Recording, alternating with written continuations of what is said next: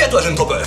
Est-ce que tu as envie d'écrire le prochain Harry Potter? Ou bien tu es plutôt Star Wars? Devenir le prochain Stephen King? Devenir scénariste pour Game of Thrones? Peu importe quel genre d'histoire tu veux raconter, il y a une chose dont tu auras besoin, que tu vas utiliser que tu en sois conscient ou non. Cette chose, c'est les tropes. Alors, qu'est-ce que c'est un trope, tu me demandes, le regard bovin? Ne t'inquiète pas, je suis là pour tout expliquer en te tenant par la main. Que ce soit en littérature, à la télévision, au cinéma, dans les jeux vidéo, au théâtre, dès qu'il y a une histoire racontée, elle se base sur des tropes. Ce sont des schémas préétablis qui servent de briques à la construction d'une histoire. Parfois ce sont des figures de style, parfois des archétypes de personnages, ou même des clichés et des stéréotypes. Un trope, ça peut être beaucoup de choses. Ce qui le définit, c'est que c'est un procédé scénaristique que l'on retrouve dans plusieurs œuvres et qui est défini par certains codes.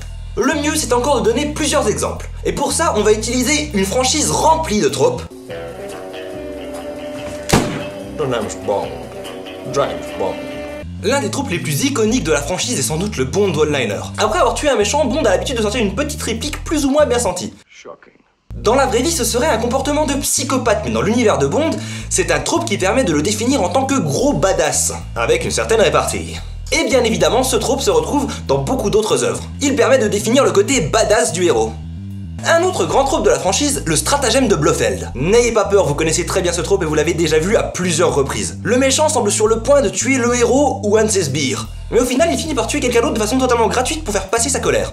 Je suis très déçu par votre comportement, Mr. von Strattel. Il ne m'avait pas préparé mon petit déjeuner comme je lui ai demandé. Je veux mes œufs brouillés. Autre exemple de trope, ceci est une jump cut. Il ne s'agit pas là d'un trope scénaristique, mais bel et bien d'un trope de réalisation. Parce que oui, il y a plein de genres de tropes possibles. C'est merveilleux. Et voilà ce que je vais faire dans ces vidéos. Je vais décortiquer les histoires, chercher les tropes qui leur sont propres, les expliquer, et essayer de vous faire rire un minimum, parce que l'important dans l'écriture, c'est de prendre du plaisir. Sinon, on finit scénariste pour plus belle la vie. Et je ne souhaite ça à personne. Est-ce que maintenant vous comprenez ce que c'est qu'un trope? Si oui, c'est cool. Sinon n'hésitez pas à me poser des questions dans les commentaires et je vous répondrai avec plaisir. Vous pouvez également aller faire un tour sur mon blog.